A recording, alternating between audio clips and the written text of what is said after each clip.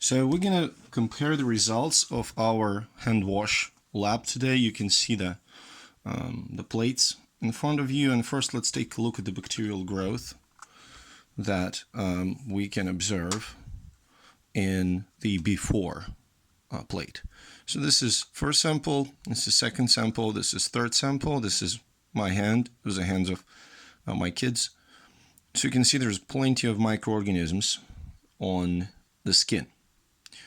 And if you would look closer, and I will try to help you to look closer, although there are some challenges associated with it, you may notice that there are kind of two main types of the colonies, color-wise.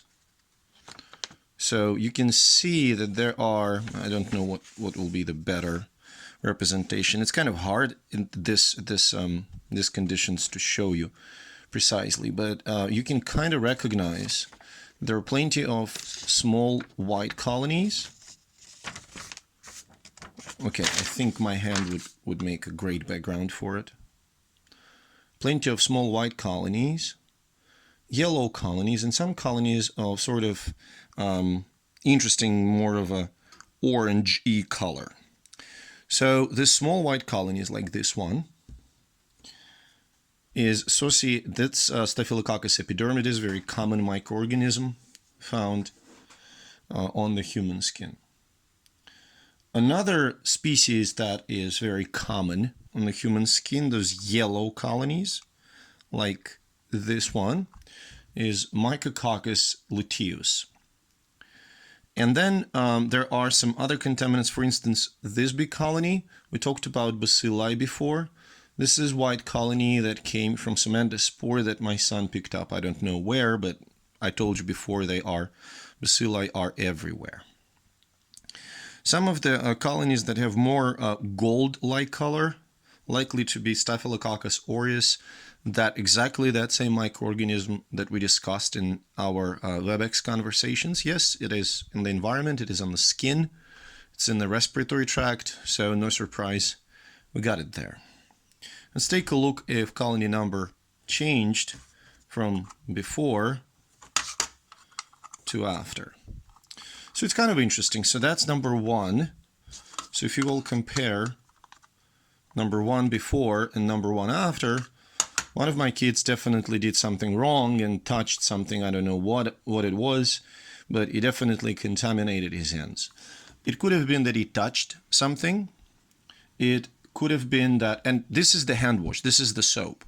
So the main challenge with the soap is that you have to dry your hands. I quite frankly don't remember if he actually dried his hands with a towel. That might have been the source of contamination. Also, that could have been a carryover from other parts of his forearms to his thumb. Okay, let's take a look at the effectiveness of hand sanitizer. So this is number 2 here. So hand sanitizer, that's my son's hands before, and that's my son's hands after. So I want to remind you that when we used hand sanitizer, all he did is spread it around his hands, let it sit for a while, and then resampled it. So there was no running water. So obviously, whatever was on his skin, this staphylococci and mycococci, they were destroyed by hand sanitizer. However, this colony, this big bacillus, he still had those endospores on his thumb. So endospores perhaps, well, most likely were not affected by the hand sanitizer, alcohol-based hand sanitizer, so they flourished in the after sample. Now, this is my hands. So before and after.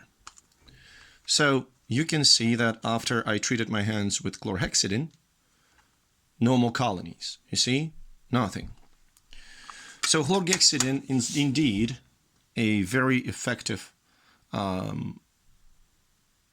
method of microbial control. Okay? It's not very toxic for humans. It's safe. and it's highly efficient. The problem with a soap, okay, although it is a surface active compound and it can remove microorganisms quite efficiently, the problem with soap is that, as you can see from these results, here versus here, you should use a proper technique. Hand sanitizer, on the other hand, is very effective. It denatures proteins in bacterial cells and disrupts the membranes. So hand sanitizer is quite effective and also has a low toxicity. Now, of course, you look at this data, okay, and you think, oh, all microbes are gone from my skin. Well, that is not true. Some of the microorganisms that are present on your skin may not be culturable. They do not remain on your skin does not remain sterile for long. They recolonize it, okay?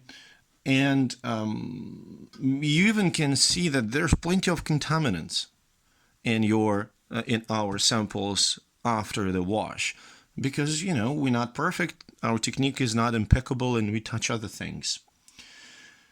So yeah, that basically what we can sort of take home message from here, different types of hand sanitizing techniques, which is extremely important now in this day and age. They effectively remove bacteria. We can't say anything about viruses. We don't detect viruses in this lab, but they can safely and effectively remove bacteria from your skin. However, your skin will become recolonized. We could have sampled probably 15 minutes later and probably find something. Two species that are most commonly found will be Staphylococcus epidermidis, Staphylococcus epidermidis, Mycococcus luteus. And, you know, methods are quite comparable, but again, I want to stress it out. Hand wash, typical soap hand wash, is effective only if you use the proper technique. We will discuss some of these results more when, you know, time comes on Tuesday. But so far, watch this video, fill out the first lab report, and submit it.